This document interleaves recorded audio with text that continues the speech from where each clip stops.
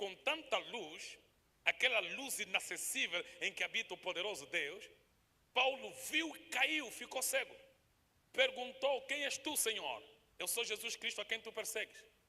Mas agora você vai entrar na cidade, porque lá te será dito o que há de fazer. Paulo ficou cego por 3 dias, até um discípulo de Jesus entrar, limpou as mãos, Ananias, e ele ficou sarado. Quando Paulo saiu dali, a primeira coisa que ele fez é ir no templo, na sinagoga, e debater.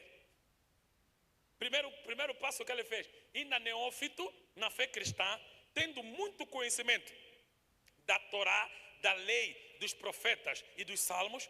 Ele, por causa do encontro com Jesus e os primeiros contatos com os discípulos, ele começou já a ir debater. O passo do debate é importante. Paulo, nas cidades romanas, onde ele fosse pregar, ele gostava nos sábados de organizar quê? Debate. Certo? E ele levava muitos romanos, muitos filósofos a crer em Jesus por meio do debate.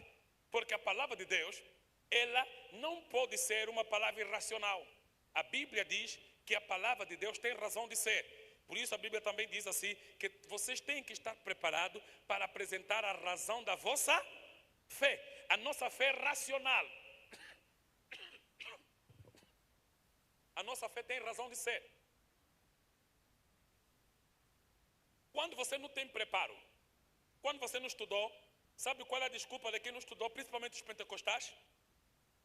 Para além de falar a palavra de Deus não se debate, ele fala assim: a palavra de Deus não se entende na carne.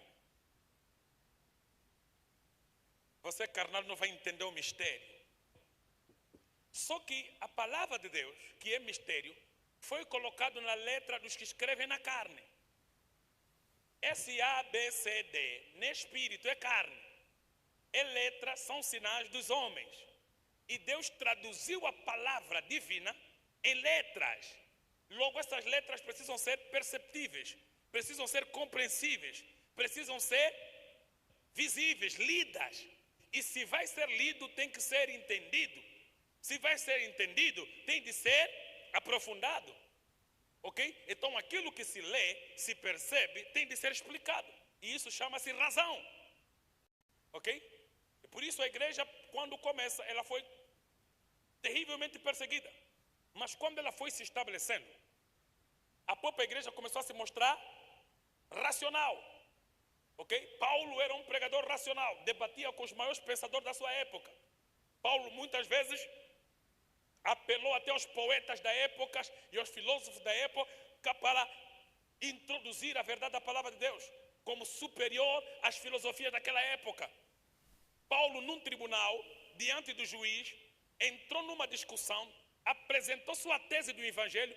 O próprio juiz disse assim: quase me convences. É melhor parar de te ouvir, senão vai me convencer. O próprio juiz decidiu parar a audiência porque estava a começar a se convencer com os argumentos de Paulo. Então a palavra de Deus, ela é tão verdade, ela é tão poderosa, ela é tão racional que pode ser debatida, porque num debate feito com alguém que tem preparo, a pessoa do debate precisa sair daí derrotada, porque a palavra de Deus é vitoriosa e ela é maior do que qualquer filosofia terrena. Amém? Então, nós